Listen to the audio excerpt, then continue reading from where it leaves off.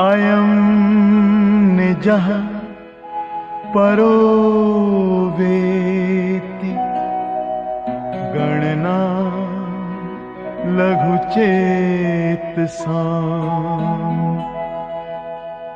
उदारचरितानान्तु वसुधैव कुटुम्बकम्।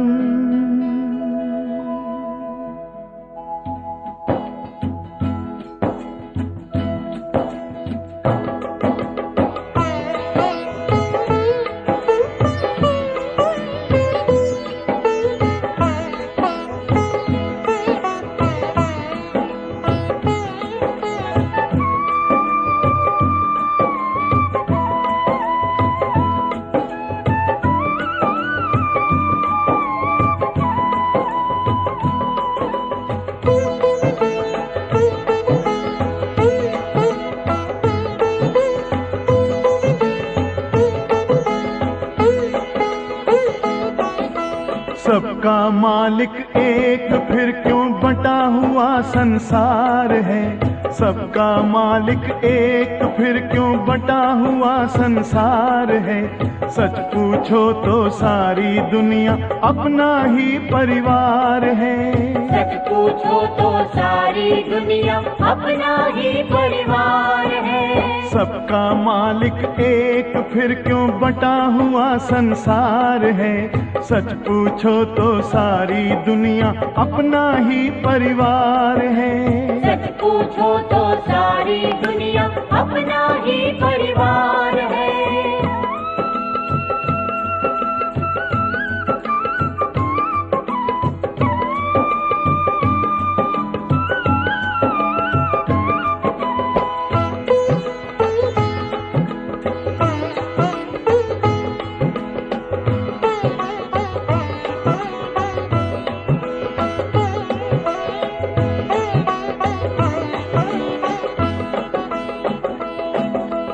एक दूसरे से नफरत सारे झगड़ों का मूल है। सारे झगड़ों का मूल है।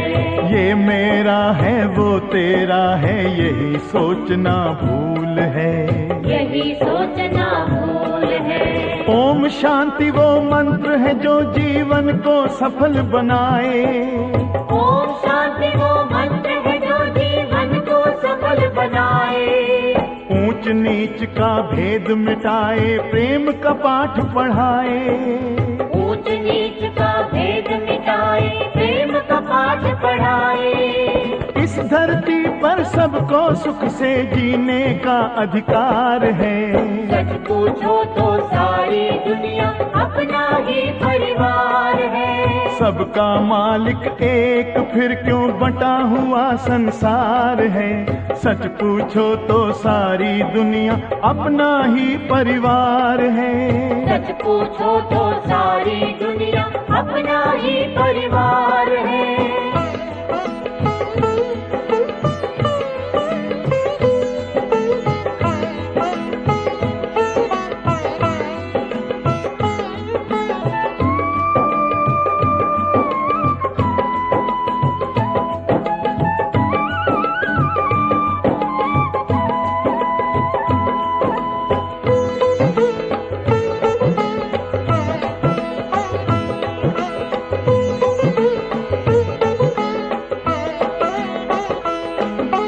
जाति धर्म और रंग भेद ये सब हमने ही बनाया।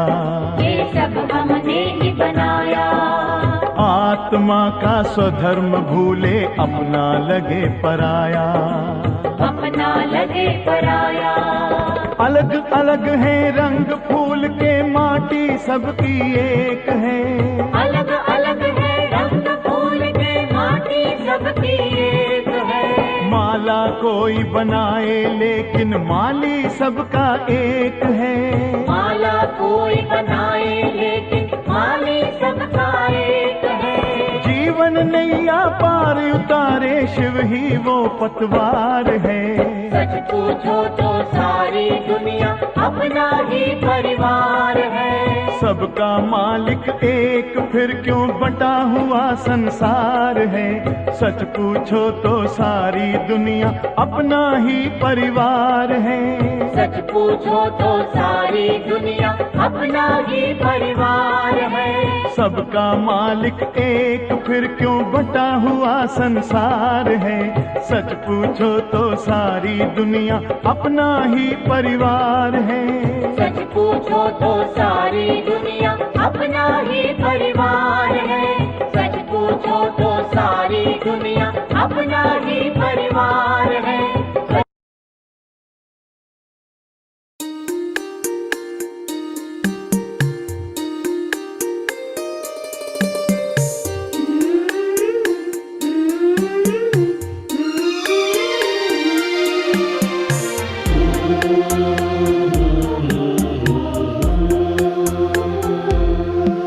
वही है, वही है, वही है, वही, हाँ वही है, वही है, वही है, वही, जिसकी चाहत थी सदियों से हर कौम की।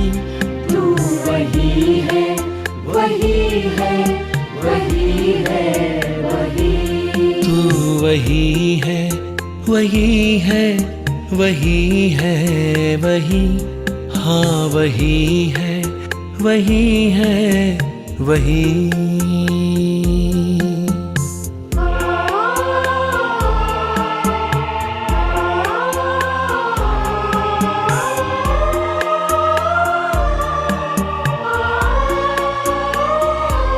तू ही रूहों का मालिक, पिता और गुरु। तू ही रूहों का मालिक, पिता और गुरु। होता तुमसे सफर है खत्म और शुरू। होता तुमसे सफर है खत्म और शुरू। परवरिश दे रही तेरी मौजूदगी। तू वही है, वही है, वही। तू वही है, वही है, वही है, वही। हाँ वही है, वही है, वही। हाँ वही है, वही है, वही।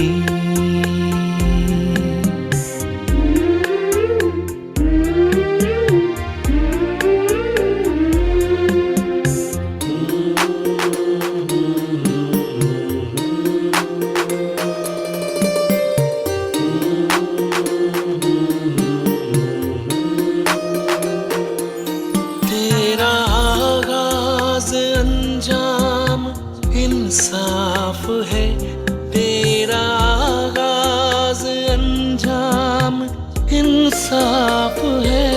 गलतियां करता सबकी तू ही माफ है। गलतियां करता सबकी तू ही माफ है। तेरी चुप, तेरी रहमत, तेरी सादगी। तू वही है, वही है, वही। तू वही है, वही है, वही है, वही। हाँ वही है, वही है, वही।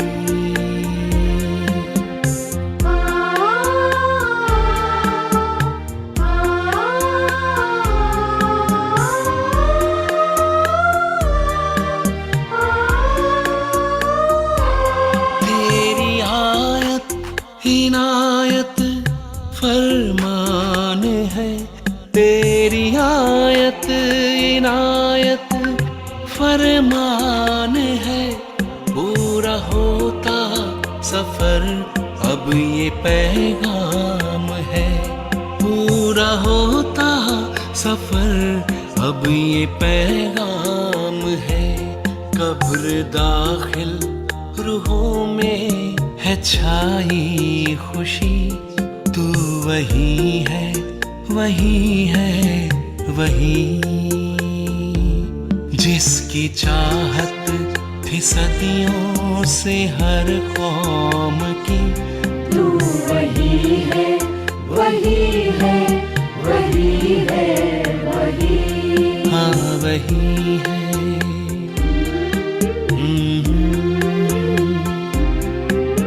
वही है, वही है।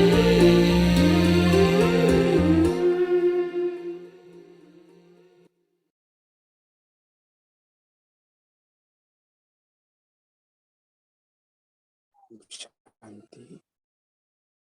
आप सभी का आज के इस ऑनलाइन मेडिटेशन सत्र में हार्दिक स्वागत है। आप सभी ने 2 दिनों से काफी धैर्यपूर्वक सुना। आपने पहले दिन जाना है कि मैं कौन हूँ, यानी कि हम सभी आत्माएं हैं। आत्मा का क्या स्वरूप है वो सभी हमने देखा। दूसरे दिन हमने जाना कि मेरा कौन है, यानी कि परम पिता परमात्मा सर्वशक्तिवान, जो सभी धर्मों में जिसको एक निराकार ज्योतिर्बिंदु के स्वरूप में माना है, उसके बारे में हमने कल देखा। साथ साथ आप सभी ने अनुभव किया होगा कि सच में परमात्मा एक निराकार ही हो सकता है। आप सभी का फिर से बहुत बहुत स्वागत है। आज हम सभी जानेंगे कि जब परमात्मा सर्वशक्तिवान है, उसका नाम शिव है, कल्याणकारी है, वो जिसको गॉड, अल्लाह, ईश्वर जिस भी नाम से पुकारते हैं, तो उसका रहने का स्थान क्या है। हम दुनिया में भी देखते हैं, जब किसी से मिलते हैं तो उसका नाम पूछते हैं, उसका रहने का स्थान, एड्रेस पूछते हैं, और उसके कर्तव्य क्या है, यानी कि उसका प्रोफेशन क्या है, वो सभी हम पूछते हैं। तो हमने परमात्मा के स्वरूप को जाना, उनका नाम जाना। आज हम सब जानेंगे कि परमात्मा कहाँ रहता है, आखिर उसका रहने का स्थान क्या है और उसके कर्तव्य क्या है, वो कब इस धरती पर आता है, वो सभी हम आज जानेंगे। तो आप सभी बने रहिए। लास्ट में आपको, जो आप जिस उद्देश्य से आए हैं मेडिटेशन सीखने के, उस मेडिटेशन की एक आपको अनुभूति भी कराई जाएगी कि परमात्मा को किस प्रकार अनुभूति की जाती है। तो कमेंट से आपको लास्ट में योग करवाया जाएगा, यानी मेडिटेशन करवाया जाएगा। तो आप सभी का बहुत बहुत स्वागत है। आप बने रहिए हमारे साथ, को बहुत कुछ सीखने को मिल भी रहा होगा, आगे भी मिलता रहेगा। ओम शांति।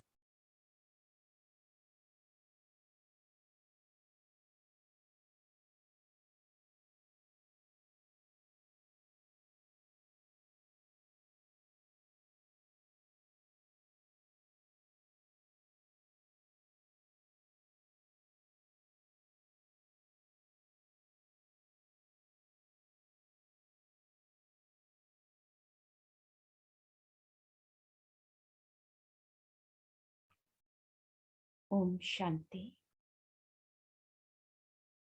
2 दिन में आपने मैं कौन हूँ ये जाना, मेरा कौन है ये जाना।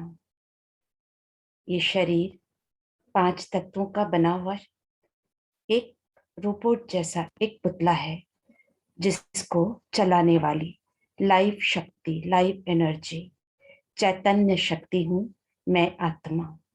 तो जैसा कि आप इस डायग्राम में, इस चित्र में देख रहे हैं, एक पृथ्वी जो हमने हमेशा देखा, पृथ्वी है, चांद है, सूरज है, तारे हैं। ये है वो साकार सृष्टि जो कि 5 तत्वों की बनी हुई है। और इसी सृष्टि में हमें एक शरीर मिलता है, जिसमें कि हम आकर एक ड्रामा में जैसे एक पार्ट प्ले करते हैं। तो आई कहां से मैं इन 5 तत्वों की तो बनी हुई नहीं, कुछ और ही हूं मैं। ये खत्म हो जाता है, मिट्टी में मिल जाता है, जल जाता है, लेकिन मैं तो अविनाशी हूं। तो मैं जरूर किसी अविनाशी लोक से आई हुई हूं, और यह आत्मा, ये जो है मुझ आत्मा की कर्म भूमि है। तो देखते हैं कि आई कहां से हूं मैं। आगे एक और छठा तत्व है, बहुत ऊपर। जब भी हम बहुत दुखी होते हैं, जब हम मन अशांत होता है, तो शांति की तलाश में मंदिर मस्जिद होने के बावजूद भी हमारी दृष्टि कहाँ जाती है? ऊपर की तरफ। बुला लो अब तो, अब यहाँ नहीं रहना, वापस आना है। ये हम सब ने अपने जीवन के किसी न किसी मोड़ पर अनुभव किया हुआ है। कुछ ऊपर से हमारा कनेक्शन है। तो ऊपर जो है, एक्चुअली में हम आत्माओं का रहने का असली निवास स्थान है, जिसको कि निराकारी लोग कहते हैं, क्योंकि हम आत्माएं निराकारी, और ये दुनिया भी एक निराकारी वतन है, जिसमें कि हम सब आत्माएं इस साकार लोक में, इस पृथ्वी पर जितने भी ह्यूमंस को हम देखते हैं, वो सब जो भी मूविंग ह्यूमंस है, सब में एक सोल, जो कि एक्चुअल में सोल ही है, इटर्नल। बॉडी तो हमें मालूम है उसका अस्तित्व क्या है। तो वो सोल जो है, जिस दुनिया से आई है, हिंदू मुस्लिम सिख ईसाई सब इसी दुनिया के रहने वाले हैं।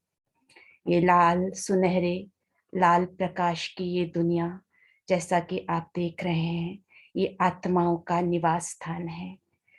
और इस निवास स्थान के बारे में गीता में भी जिक्र है, बाइबल में भी जिक्र है, और कुरान में भी जिक्र है। इसे हिंदी में परम धाम, शांति धाम, मुक्ति धाम, निर्वाण धाम इत्यादि अनेक नामों से जाना जाता है। अब बात उठती है कि जब मैं इतनी शांति वाली दुनिया में, चित्र देखते ही कितनी शांति की महसूसता हो रही है।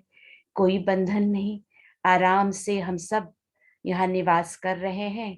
और ऊपर जो दिख रहा है चमकता हुआ सितारा, सुप्रीम स्टार, हम सब हैं तारे, और ये है सुप्रीम स्टार। हम सब हैं सोल्स, और ये है सुप्रीम सोल। हम आत्माएं, ये परम आत्मा, ये है जिनको हमने कल के कोर्स में किया था, परमात्मा। हम आत्माओं के परम पिता शिव। एक्चुअली में हम निराकारी आत्माओं का, अविनाशी आत्माओं का जो अविनाशी संबंध है, वो सिर्फ इनके साथ है। एक पिता, और हम सब आत्माएं भाई भाई हैं। तो ये रहस्य खुला आज। हम कैसे बोलते थे, हम सब भाई भाई हैं, हिंदू मुस्लिम सिख ईसाई। अभी तक हम सिर्फ बोलते थे, समझते नहीं थे, क्योंकि हमको समझ थी नहीं, किसी की कोई गलती नहीं।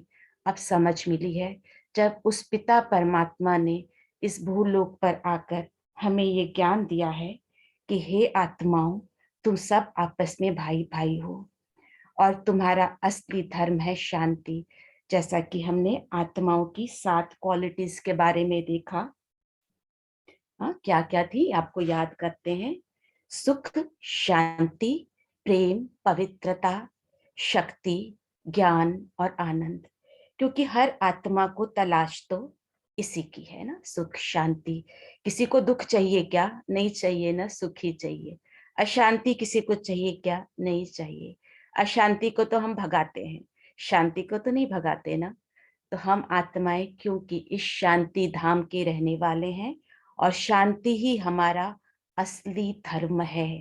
हिंदू मुस्लिम सिख ईसाई के ऊपर ये जो धर्म है, शांति का हमारा धर्म है। और हर धर्म में इस बात को लिखा गया है, कहा गया है, और रास्ते ढूंढने की कोशिश की है हर किसी ने कि इस शांति को कैसे प्राप्त करें। लेकिन बात तो वही है ना, कि जो रानी की कहानी सुनी होगी आपने, कि रानी ढूंढती है हार को, कहाँ गया कहाँ गया, और जब शीशे में देखती है तो वह हार उसके गले में ही होता है। तो ये शांति जिसको हम बाहर ढूंढ रहे हैं कहीं भी और नहीं है, वो हमारे ही अंदर है। 30 सेकेंड्स के लिए हम सब जहां भी हैं अपनी आंखें बंद कर लें और खुद को एक आत्मा स्वीकार करें और देखें इस शांति धाम में वहां की गहरी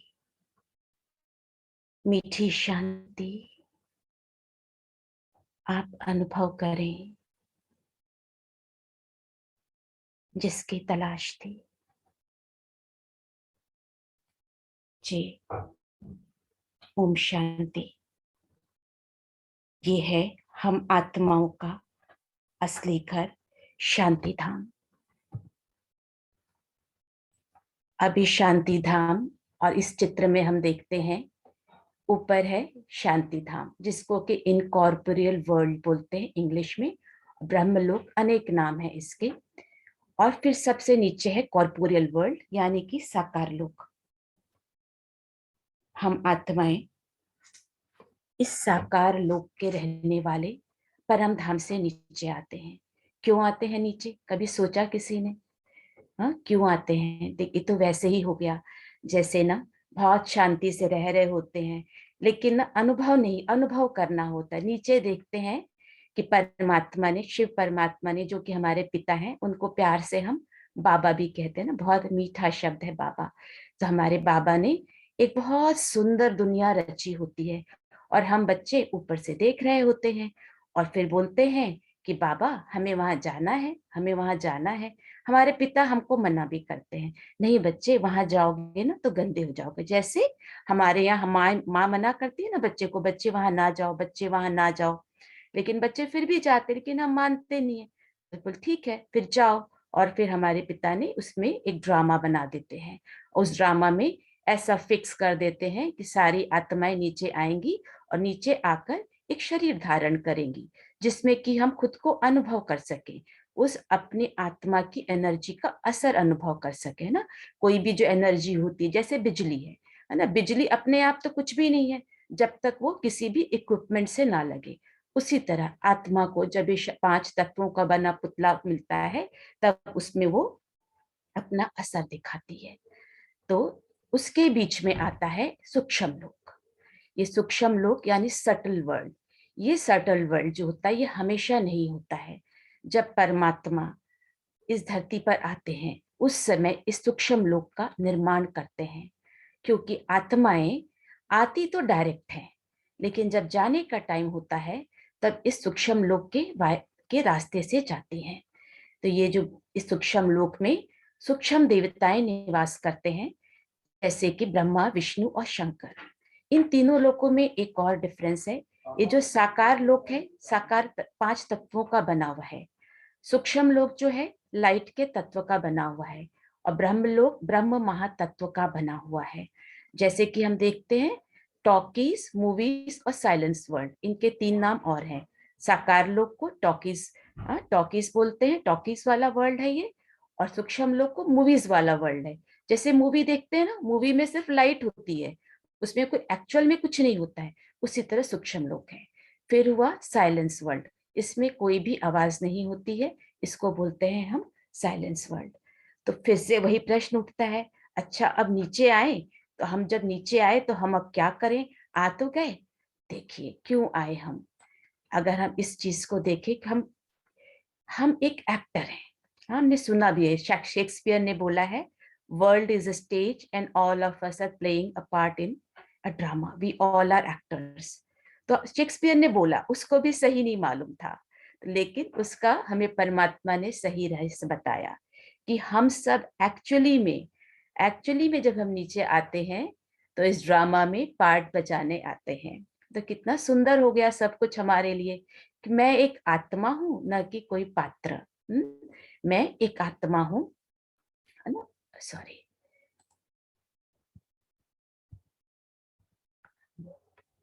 देखिए पहले क्या जीवन एक नाटक है जिसमें हम सभी एक्टर्स हैं। एक बार सोचिए अपने आप को फिर से कि एक ड्रामा चल रहा है और इस ड्रामा में हम सभी एक्टर्स हैं, है ना। कितना एंजॉय करेंगे हम इस रोल को कि हम सभी एक्टर्स हैं और इस ड्रामा में हम पार्ट प्ले कर रहे हैं। तो इसमें हम जब पता चल गया हम एक्टर्स हैं, तो जो भी विभिन्न और जो भी लोग हैं वो भी एक एक अपना रोल प्ले कर रहे हैं। हम भी रोल प्ले कर रहे हैं, हर आत्माएं अपना रोल प्ले कर रहे हैं। तो विभिन्न पात्रों एवं दृश्यों का आनंद लें, जैसे कि यह एक नाटक है। ये पूरा का पूरा एक नाटक है ना। तो फिर सेकंड हम सोच सकते हैं कि हो सकता है हम एक खिलाड़ी हैं। कोई सोच ले मैं तो एक खिलाड़ी हूँ, या एक खेल है उस खेल में पार्टिसिपेट कर रहा हूँ, तो इसका एंजॉय करना है मुझे ना। एक रेस सी है, कार की रेस है, सब अपनी अपनी स्पीड से चल रहे हैं, कोई कंपटीशन नहीं है इसमें, है ना। सब अपना अपना खेल खेल रहे हैं, एंजॉय कर रहे हैं। नॉन कॉम्पिटिटिव गेम चल रहा है ये, जिसमें सबका पार्ट भी फिक्स्ड है ना। तो खिलाड़ी के रूप में कॉन्शियसनेस हो जाएगी, या फिर अतिथि के रूप में, गेस्ट के रूप में, है ना। जीवन एक उत्सव है और हम सभी अतिथि हैं, हम सब मेहमान हैं। देखो ये बात तो हमारे हर कोई बोलता है ना कि ये 4 दिन का मेला है, दुनिया तो 4 दिन का मेला है और सबने यहाँ से जाना है, ये सब बोलते हैं। रैन बसेरा है ये दुनिया, लेकिन अब सच में हमारा जो असली घर है वो परम धाम है, और ये हमारा असली घर नहीं है। यहाँ हम मेहमान हैं, लेकिन मेहमान हैं लेकिन हम एंजॉय भी कर रहे हैं। जब हमें कहीं भी पता होता है ना किसी भी जगह के बारे में, हम कहीं घूमने जाते हैं और हमको पता चलता है कि हम यहाँ पर मेहमान हैं, थोड़े दिन के लिए रहे ना, गेस्ट, एंजॉय करते हैं, पता है जाना है, तो हम बनते नहीं है वहां से। वहां पे जो भी चीज होती है ना उसका हम पूरा पूरा आनंद लेते हैं, डिटैच्ड भी रहते हैं और पूरा पूरा आनंद भी लेते हैं। तो वो कॉन्शियसनेस कि मैं यहाँ पर एक गेस्ट हूँ, वो कॉन्शियसनेस जो है हमें बहुत बहुत मदद करती है। तो देख, किसी भी तरह से हम लें, ये जीवन एक अनंत यात्रा है ना। ये बहुत ही सुंदर परम धाम से हम यहाँ आते हैं, पाठ बजाते हैं, वापस हमें परम धाम में जाना है। अच्छा, एक और चीज है कि अब ये परम धाम से इतनी आत्माएं हैं, तो सृष्टि लोक पर इकट्ठे नहीं आती हैं। हाँ जी, जैसे जैसे टर्न आता है वो आती हैं। इसको हम जब कल्प वृक्ष का जब हम चित्र करेंगे, आगे कोर्स बहुत इंटरेस्टिंग है, हर एक चित्र हर एक का दिन हर दूसरे दिन से लिंक्ड है, तब हमें समझ में आ जाएगा कि आत्माएं आती कैसे हैं और क्यों आती हैं। सबका टाइम फिक्स्ड है लेकिन अलग अलग है। तो ये आना और जाना ये चलता रहेगा, ये कभी भी समाप्त न होने वाली प्रक्रिया है। तो फिर इसके रिगार्डिंग किसी के भी कोई प्रश्न है क्या?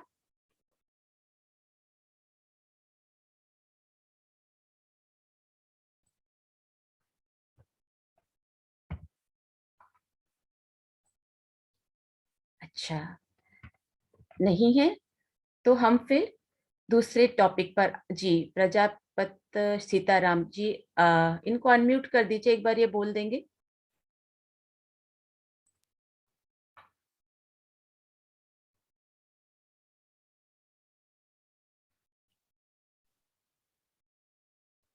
अनम्यूट नहीं कर पा रहे। जी, शायद अभी अनम्यूट नहीं हो पा रहे हैं। हम आगे बढ़ते हैं। तो अभी हमने देखा पिछली स्लाइड में कि हम सारी आत्माएं परम धाम की रहने वाली हैं, और हम सब के परम पिता शिव हैं, जिनको हम प्यार से शिव बाबा कहते हैं। एक संबंध है हमारा उनसे, और है ही है वो अविनाशी संबंध। हमारे देह के पिता हर जन्म में बदल सकते हैं, पर हम आत्माएं अविनाशी, और उस अविनाशी परम आत्मा से हमारा एक अविनाशी संबंध है, परम पिता का संबंध है। तो वो उनका कर्तव्य क्या है ना, उनका कर्तव्य क्या है। और आज अभी हम और क्या देखेंगे, जो शंकर है, अभी तक हम समझते थे शिव और शंकर एक हैं। हाँ, लेकिन हम भी समझते थे, लेकिन देखने में तो बिल्कुल एक नहीं लगते। तो वो डिफरेंस क्या है वो हम समझते हैं। तो परम पिता शिव, जैसे कि हम कहानी बता रहे थे कि वो इस सृष्टि पर आते हैं, इस बहुत नई सुंदर दुनिया हमारे लिए क्रिएट करते हैं, स्थापना करते हैं। ब्रह्मा द्वारा नई सतयुगी सृष्टि की स्थापना करते हैं, है ना। बहुत सुंदर सृष्टि की स्थापना करते हैं। हम आत्माएं सब ऊपर रहती हैं, फिर हम नीचे आती हैं, तो फिर विष्णु द्वारा उस सृष्टि की फिर पालना भी होती है ना। एक बहुत सुंदर दुनिया, देवी देवताओं की दुनिया, बहुत पवित्र दुनिया क्रिएट करते हैं। उसमें सबसे पवित्र आत्मा विष्णु यानी लक्ष्मी नारायण की जो के द्वारा हमें पालना मिलती है। और तीसरा है शंकर। शंकर के संग तो इस शब्द के संग ही विनाश जुड़ा हुआ है, लेकिन कैसा विनाश होता है वो भी हम डिटेल में देखेंगे। तो शंकर द्वारा पुरानी विकारी दुनिया का विनाश होता है। तो ये जो है त्रिमूर्ति शिव का कर्तव्य है। अभी तक हम क्या सुनते आए थे, ब्रह्मा विष्णु शंकर, ये है त्रिमूर्ति। लेकिन ये जो तीनों इतने महान है, अलग अलग है। देखिए कोई भी चीज जो चलती है एक सेंटर होता है, तो इनको जो चलाने वाली जो शक्ति है वो शिव परमात्मा यानी शिव बाबा की शक्ति है। परमात्मा इन तीनों को अलग अलग ढंग की पावर्स देकर, अलग अलग टाइम पर यूज करके इनकी पावर्स को इमर्ज करते हैं, स्थापना की पावर को, पालना की पावर को और विनाश की पालना को, है ना। तो विनाश की पालना नहीं, विनाश की पावर्स को उसको इमर्ज करते हैं। और इस पूरे जो सृष्टि चक्र का आने जाने का जो कार्य है वो चलता रहता है जी। अच्छा, फिर है शिव तथा शंकर में अंतर। पहले तो ये शिव का ये आकार ऐसा क्यों है, ये हम तो बोल रहे हैं ज्योतिर्बिंदु, पॉइंट ऑफ लाइट, फिर हम ये शेप दिखा देते हैं एक अंडाकार, जैसे शिवलिंग को एक अंडाकार दिखाया हुआ है, तो क्यों दिखाया भाई ओवल शेप। कोई अब सोचने की कोशिश कीजिए, जैसे हम एक मोमबत्ती जलाते हैं या एक फिर दिया जलाते हैं, तो जलने वाला जो पॉइंट होता है वो तो एक होता है, और उस दिए से या मोमबत्ती से रोशनी फैलती भी चारों तरफ है। लेकिन लेकिन जो हमें मोमबत्ती की लौ दिखती है वो कुछ इसी शेप की दिखती है ना। इसलिए जो है ये शेप दिया गया है ना। एक एक चीज हम कॉन्सेप्ट क्लियर करते हुए चलेंगे।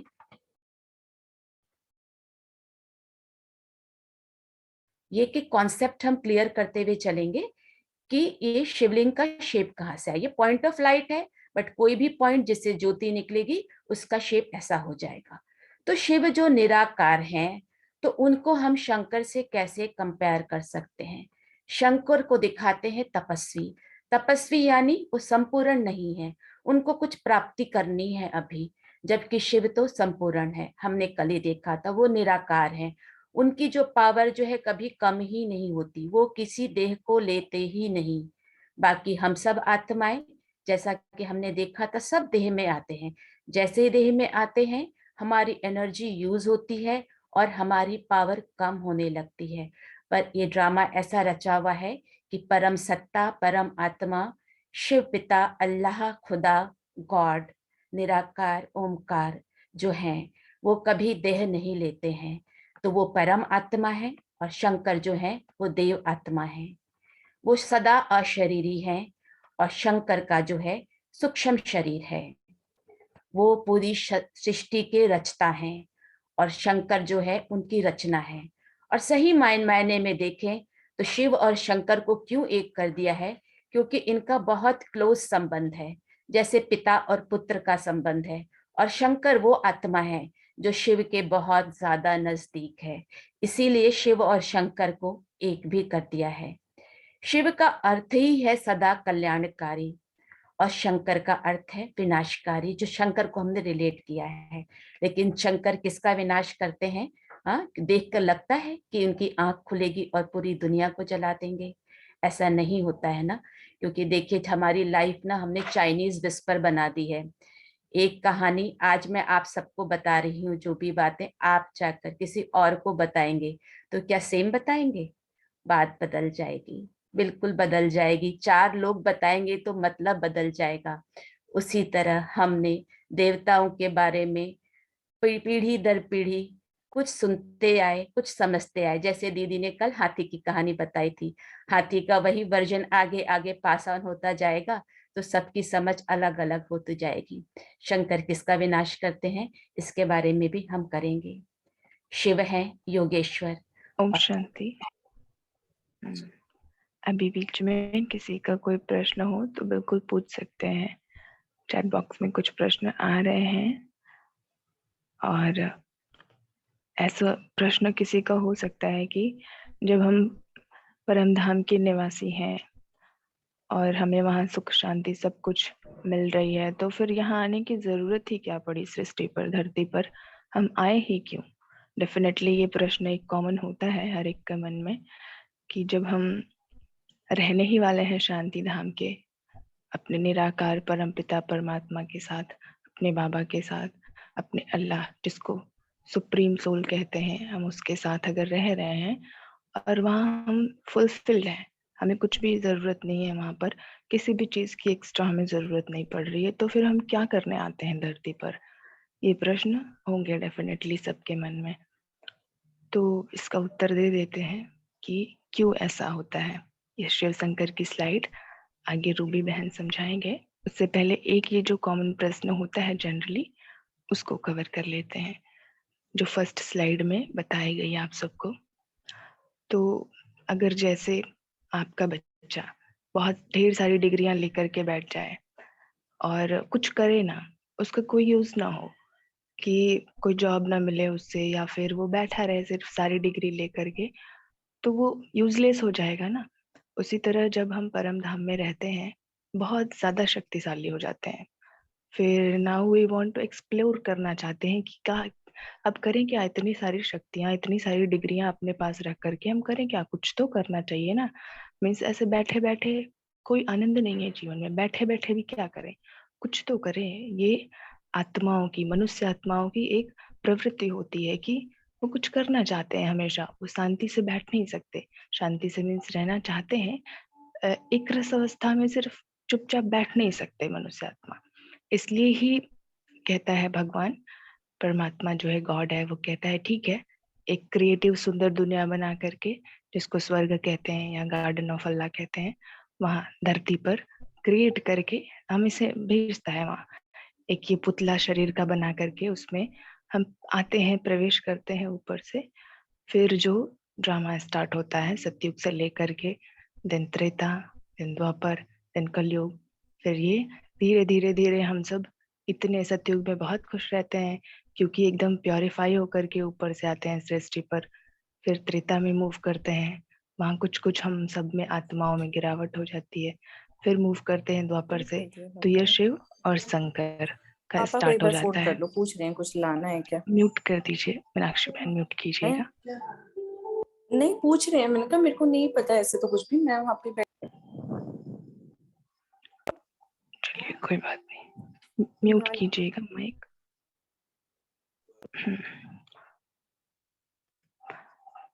चलिए कोई बात नहीं, हो जाता है कभी कभी किसी का। सभी अपने माइक का ध्यान रखेंगे भाई, ऐसे तो बीच में कट हो जाती है ना बात। तो अभी ये शिव शंकर का द्वापर से फिर स्टार्ट हो जाता है। तो अगर सबने देखा होगा ध्यान से, तो जो शंकर होते हैं वो हमेशा एक ध्यान मग्न अवस्था में रहते हैं। आगे शिवलिंग रहती है, तो अगर शिव ही शंकर है या शंकर ही शिव है, तो शंकर ध्यान किसका कर रहे हैं? वो क्या पाना चाहते हैं कि ध्यान कर रहे हैं? डेफिनेटली वो कुछ और में ध्यान मग्न है, तो वो भी तो कोई सर्वोच्च सत्ता है जिसका वो ध्यान कर रहे हैं। तो इस रीति से भी हम समझ सकते हैं कि शिव अलग है, शंकर अलग है। तो शिव को कभी भी ध्यान करते हुए नहीं दिखा, शिवलिंग को हम ध्यान करते हुए कभी नहीं देख पाएंगे कि वो ध्यान कर रहे हैं या ध्यान मग्न बैठे हैं या कुछ प्राप्तियां करना चाहते हैं, नहीं देख सकते। बट शंकर को दिखाया है कि वो ध्यान मग्न होकर के बैठे हैं, किसी का तो बहुत ज्यादा ध्यान कर रहे हैं, और सामने एक शिवलिंग भी दिखाते हैं। तो शिव जो है पिता है, परमात्मा है, शंकर जो है उनके पुत्र हैं, उनकी रचना है। यहाँ बहुत सारे डिफरेंसेस लिखे हुए हैं, आप सभी देख भी सकते हैं। जैसे शिव है वो परमात्मा है और शंकर है वो देव आत्मा है। कल भी शिव के बारे में, जो परम पिता परमात्मा है हमारा, सुपर नेचुरल पावर जो है, सुप्रीम एनर्जी है, वो अशरीरी है, रचता है, कल्याणकारी है, योगेश्वर है, परम धाम के निवासी है, जो कि हम सबका भी घर है, क्योंकि जो माता पिता का घर होता है वही बच्चों का भी तो घर होता है ना। फिर ये शंकर की बात आती है अगर, तो देवात्मा है ये, मीन्स सूक्ष्म शरीर के सूक्ष्म शरीरधारी हैं। अभी जो पिछले स्लाइड्स में आप सबको बताया गया कि 3 होते हैं लोक। एक तो साकार लोक जिस पर हम सब अभी हैं प्रेजेंट में, धरती। दूसरी होती है सूक्ष्म लोक, देन लास्ट अपना परम धाम, निराकार, निराकारी धाम। और विनाशकारी हैं ये शंकर, कल्याणकारी। जस्ट अपोजिट हो गया ना, शिव है जो वो कल्याणकारी हैं और शंकर हैं जो, इससे डेफिनेटली बहुत सारे क्वेश्चन रेज होते हैं। ये जो होती है स्लाइड इससे, तो आप सब जरूर चैट बॉक्स में लिखिए अपने प्रश्न, अंत में जरूर लिए जाएंगे। फिर योगी हैं, योगेश्वर हैं। कितना अच्छा ये ब्यूटीफुल सा कॉम्बिनेशन, मीन्स डिफरेंस है, इससे तो बिल्कुल स्पष्ट हो जाएगा। योगी योग लगाता है, जैसे हम सब राजयोगी है ना, या फिर हठ योगी होते हैं जो योग लगाते हैं किसी न किसी प्रकार का। पतंजलि ने भी इतने सारे योग सूत्र दिए हुए हैं। तो वो सारी चीजें योगी और योगेश्वर, योग जिसका हम लगाते हैं वो योगेश्वर कहलाएंगे, और जो योग लगाने वाला है वो योगी है। फिर सूक्ष्म वतन के निवासी हैं ये जो शंकर हैं। तो शिव और शंकर बिल्कुल अलग हैं, दोनों डिफरेंट हैं। ये शायद कई बच्चे होंगे यहाँ पर जो पहली बार ये देख रहे होंगे, तो थोड़ी सी कंफ्यूजन हो जाती है इसमें कि अब तक तो हमने कुछ और ही पढ़ा था, यहाँ तो कुछ और ही बताया जा रहा है। बट ये बिल्कुल स्पष्ट है, क्लियर है, क्योंकि दोनों को मर्ज किया हुआ है कुछ ना कुछ कंफ्यूजन की वजह से। तो वो आपके अगर कोई प्रश्न है, अगर आप प्रेजेंट करेंगे तो बिल्कुल और भी क्लैरिटी के साथ इसका उत्तर दिया जा सकता है। इससे पहले हम सब नेक्स्ट स्लाइड पर बढ़ेंगे। चलिए अनीता बहन नेक्स्ट स्लाइड कीजिएगा। रूबी बहन आगे की स्लाइड को कंटिन्यू करेंगे। ओम शांति दीदी, थैंक यू सो मच, बहुत अच्छा बताया आपने। और एक चीज क्लियर करेंगे कि हम हमेशा शिवालय जाते हैं, हम कभी शंकरालय नहीं जाते। और हम जब भी हवन करते हैं, अ, जैसे लोग हवन करते हैं, तो कभी भी शिव देवताएं नहीं कहते, शिव परमात्माएं कहते हैं और शंकर को देवताएं कहते हैं। तो ये लौकिक में भी हम कहीं ना कहीं यूज करते हैं, लेकिन हमने कभी ध्यान नहीं दिया। अब आगे देखते हैं कि हम शिवरात्रि भी मनाते हैं, शंकर रात्रि नहीं मनाते, शिवरात्रि मनाते हैं। और कृष्ण की जन्माष्टमी मनाते हैं, और कृष्ण का जन्म दिखाते हैं कि हमने कृष्ण का रात में जन्म मनाते हैं, जबकि शिवरात्रि हम रात में नहीं मनाते, पूरा दिन मनाते हैं। और जबकि जन्म उसका कब दिखाते हैं, कृष्ण का दिखाते हैं कि रात में जन्म हुआ। तो हमने महिमा सब इधर उधर कर दी है। और जो शिवरात्रि कही गई वो कोई शाम के बाद आने वाली रात्रि नहीं है, बल्कि ये काल रात्रि है। संपूर्ण जो कल्प है उसमें घोर अंधियारा जो काम क्रोध लोभ मोह अहंकार के कारण लोगों के जीवन में आ जाता है, भगवान उस रात्रि की बात कह रहे हैं। और परमात्मा शिव उस रात्रि यानी इस काल रात्रि के समय पर, जबकि धर्म की अति ग्लानि हो जाती है, धर्म की अति ग्लानि का मतलब है हर चीज अपनी सीमा के पार चली जाती है। जैसे जल का धर्म है कि वह शीतलता दे, तो अब जल भी क्या करता है, जल भी इतना बाढ़ लाता है कि पूरे गांव डूब जाते हैं। कभी तो आता ही नहीं है कि सूखा ही पड़ जाता है। तो सब ने अपना धर्म छोड़ दिया है। तो जब हर एक चीज अपने धर्म की अति ग्लानि में आ जाती है, अपने धर्म से हट जाता है, तब परमात्मा आते हैं और उसे ही शिवरात्रि कहते हैं। माना परमात्मा इस घोर रात्रि में आते हैं जहाँ काम क्रोध लोभ मोह का छाया हम आत्माओं के ऊपर पूरी तरह से पड़ जाता है। और इस रात्रि में आकर के परमात्मा शिव हमें ज्ञान देते हैं और इस कलयुग के अज्ञान रूपी अंधकार से हमें दूर करते हैं, इसलिए हम शिवरात्रि मनाते हैं। Next slide.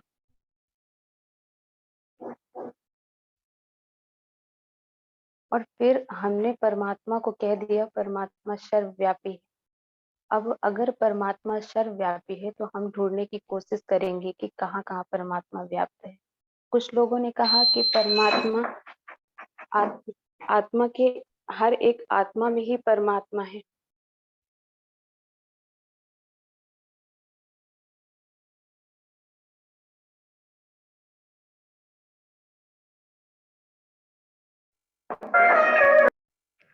ओम शांति। एक प्रश्न आया है चैट बॉक्स में, बहुत सुंदर है, जितेंद्र भाई का। तो देवेंद्र भाई उत्तर देंगे। बहुत ही प्यारा क्वेश्चन है, बहुत अच्छे अच्छे प्रश्न लेकर के आते हैं जितेंद्र भाई जी। देवेंद्र भाई, आप उत्तर देना चाहेंगे?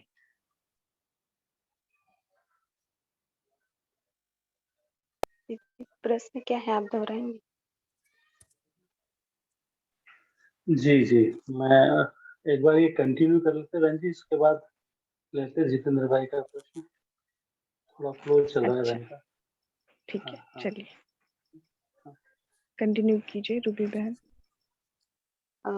तो हमने परमात्मा को ढूंढने की कोशिश कर रहे थे। कुछ लोगों ने कहा कि आत्मा में ही परमात्मा होती है। तो ये फर्स्ट चित्र में दिखाया गया है आपको कि एक इंसान है जो दूसरे इंसान का खून कर रहा है, उसे मार रहा है। यदि आत्मा में ही परमात्मा है, तो क्या हम ऐसा कह सकते हैं कि एक परमात्मा दूसरे परमात्मा को मार रहा है? जबकि हम परमात्मा की डेली महिमा यही करते भी हैं और कहते भी हैं कि आप सुख के सागर हो, शांति के सागर हो, प्रेम के सागर हो। हमने कभी ये नहीं कहा कि तुम दुख के सागर हो। तो क्या एक परमात्मा दूसरे परमात्मा को दुख दे रहा है? ऐसा तो कभी नहीं हो सकता। तो ये बात भी बिल्कुल ही गलत हो गई कि आत्मा में परमात्मा है। फिर हमने धर्म शास्त्रों में ढूंढा परमात्मा को और कह दिया परमात्मा सर्वज्ञ है, सभी जगह है, सभी जगह व्याप्त है। तो हम इसे इस तरह समझ सकते हैं कि जो शास्त्रों में लिख दिया गया है कि परमात्मा सभी जगह व्याप्त है, ये सभी जगह है, ये जहाँ देखें वहीं परमात्मा है। तो आप गोपियों को देखेंगे कि गोपियों को हर जगह कृष्ण दिखते थे।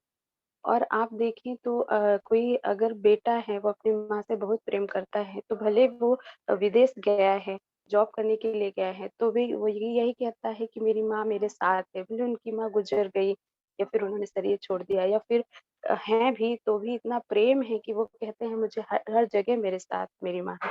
तो क्या सच में उनकी माँ उनके साथ है? तो ये कहीं न कहीं हमें इंडिकेट करता है कि शास्त्रों में भी जो लिख दिया है कि सभी जगह परमात्मा है, ऐसा नहीं है।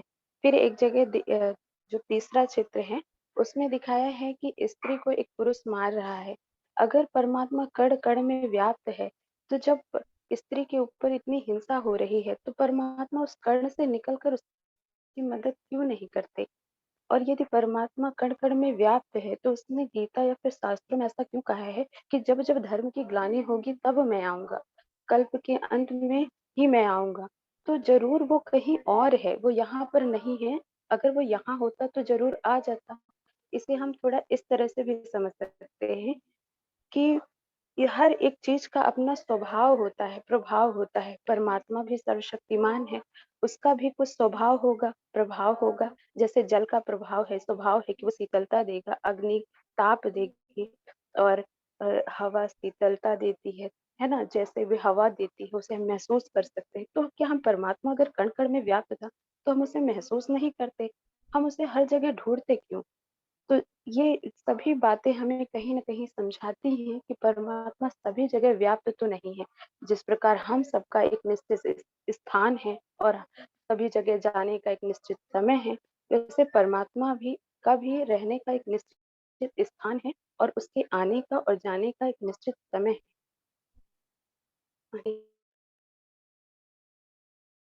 अ, तो आपने पहले भी इसे देखा होगा, ये रूहानी ब्रह्मलोक है, जहाँ हम बच्चे और परमात्मा साथ रहते हैं।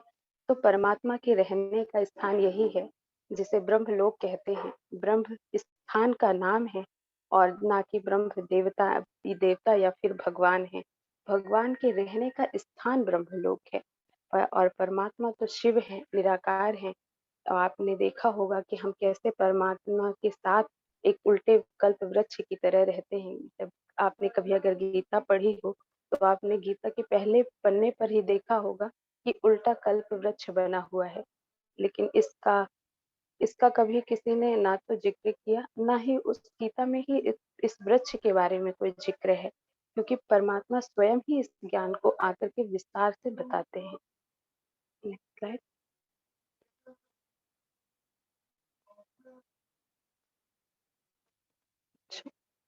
अच्छा, किसी का क्वेश्चन था दीदी?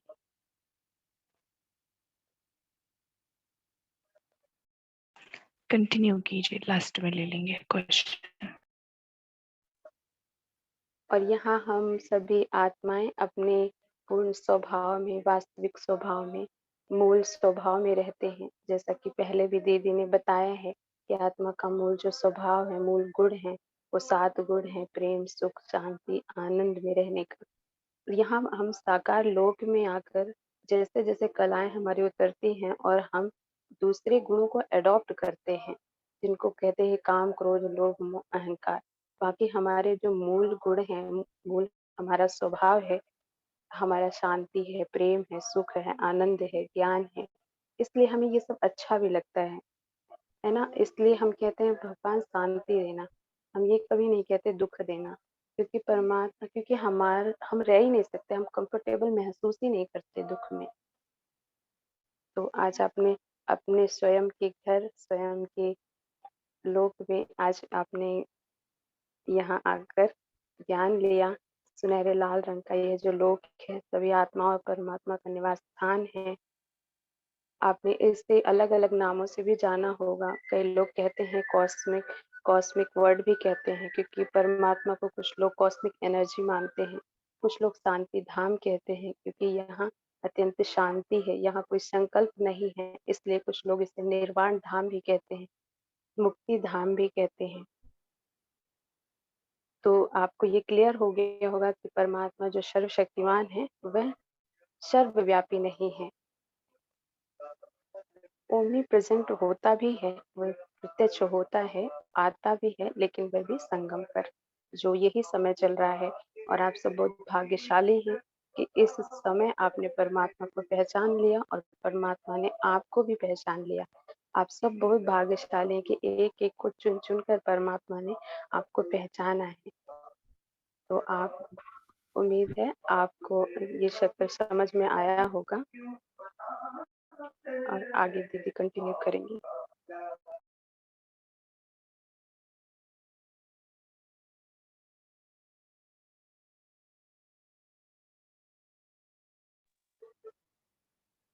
दीदी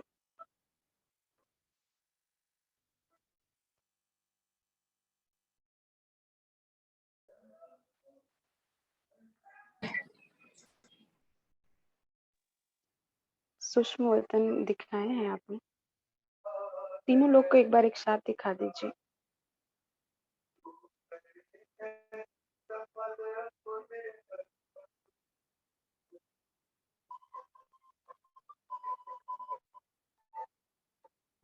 शांति क्वेश्चन ले लें क्या तब तक?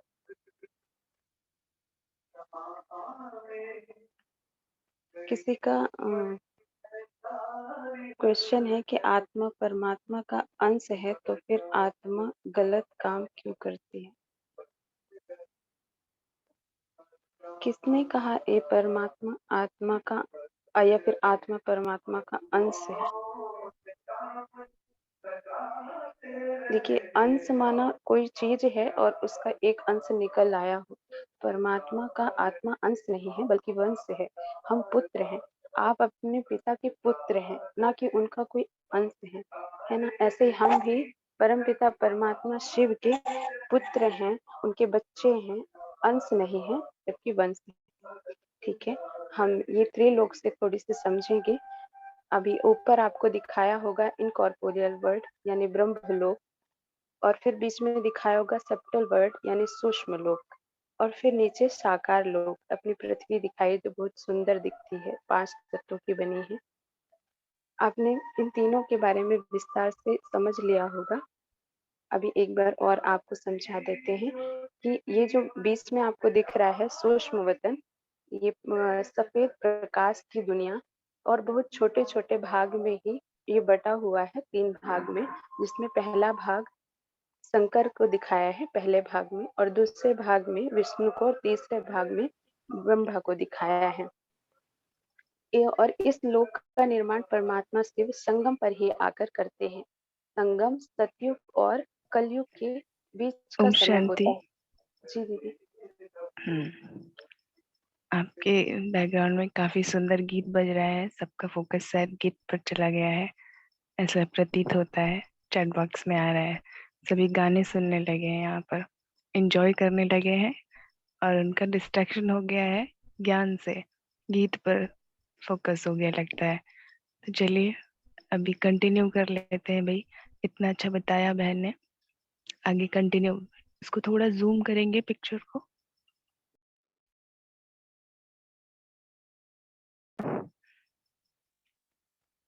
ये पिक्चर तो शायद अब तक सबको समझ आ गई होगी।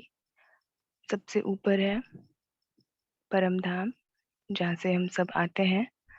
उसके नीचे है जो अपना लोक है, ब्रह्मलोक जिसको कहते हैं परम धाम को, या फिर लाइट स्वीट अपना जो साइलेंस होम है वो भी कह सकते हैं, बहुत सारे नाम है उसके। फिर अपना सूक्ष्म लोक है, जो कि सिर्फ कलयुग के अंत जो संगम युग चल रहा है उस पर ही होता है। वाया जाते हैं हम सब धरती से परम धाम ब्रह्मलोक में, वाया सूक्ष्म वतन जाते हैं एंजल्स बन करके। लाइट बॉडी पहले तो आत्मा होती है, फिर सबसे ऊपर उसके नीचे हम आते हैं तो एंजेलिक बॉडी लेते हैं, जिसको आउट ऑफ बॉडी एक्सपीरियंस होता है। या जैसा बताया था हिप्नोथेरेपिस्ट क्या करते हैं, आउट ऑफ बॉडी एक्सपीरियंस पिछले जन्मों में जब ले जाते हैं तो वो लाइट की बॉडी ही निकलती है शरीर से। सबको यहाँ पर जिनको मालूम होगा तो उन्होंने देखा होगा, ये प्रैक्टिसेस भी कराई जाती है आउट ऑफ बॉडी एक्सपीरियंस और शरीरी जिसको कहते हैं, कि ये जो 5 तत्वों का बना शरीर है इससे निकल जाती है आत्मा अपने सूक्ष्म शरीर के साथ। तो ये सूक्ष्म वतन है, सूक्ष्म लोक है। फिर सबसे नीचे अपना साकार, जहाँ पर हम सब ऑलरेडी हैं। नेक्स्ट स्लाइड करेंगे। ये तो कई बार रिपीट हुआ, अब सबको समझ आ गया होगा।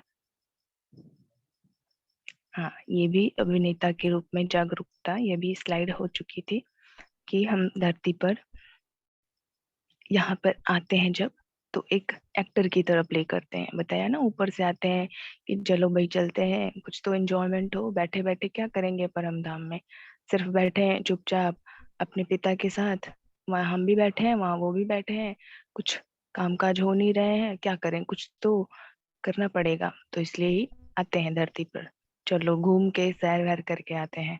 तो जब धरती पर आते हैं तो ऐसा एक्टर आते हैं, क्योंकि धरती हमारी अपनी ओरिजिनल घर है ही नहीं।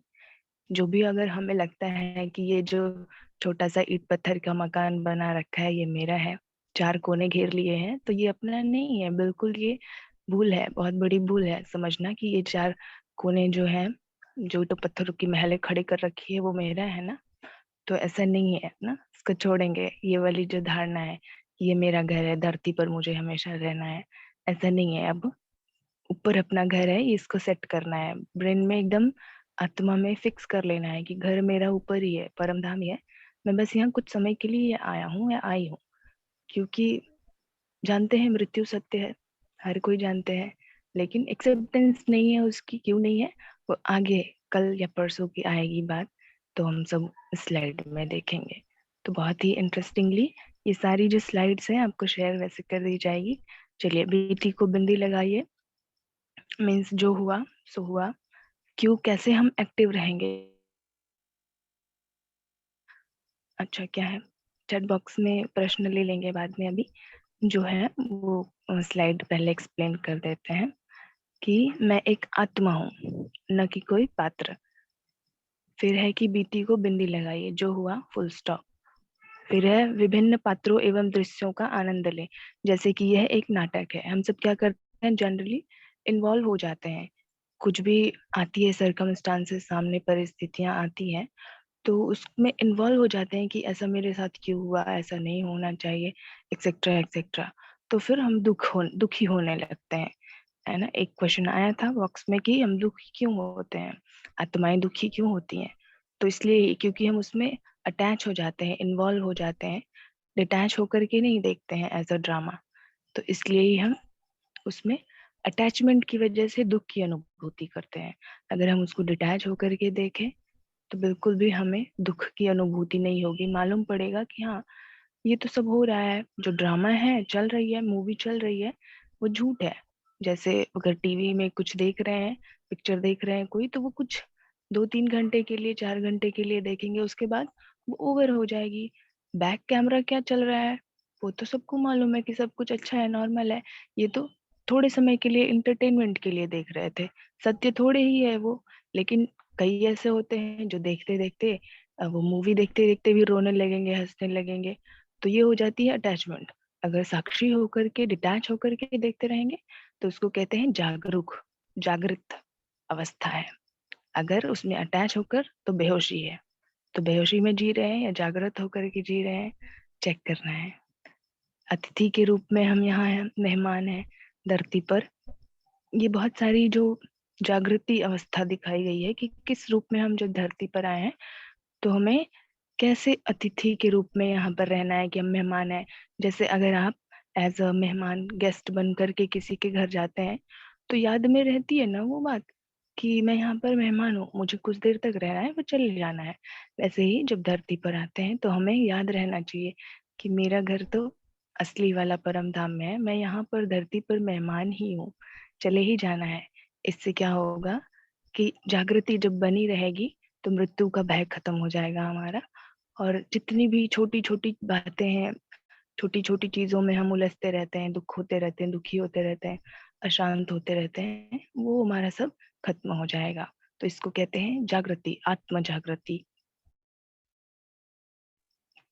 फिर है कई सारे चार कुछ बातें दी गई है। जीवन एक उत्सव है, हम सभी अतिथि हैं, वापसी के लिए सदा तैयार रहना है, या हमारा कुछ भी नहीं है।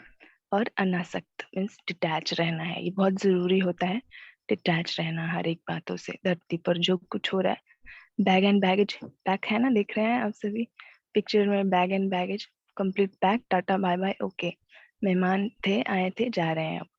तो इसकी प्रैक्टिस करते रहेंगे। मेडिटेशन में यही प्रैक्टिस की जाती है ना, डिटैच होने की।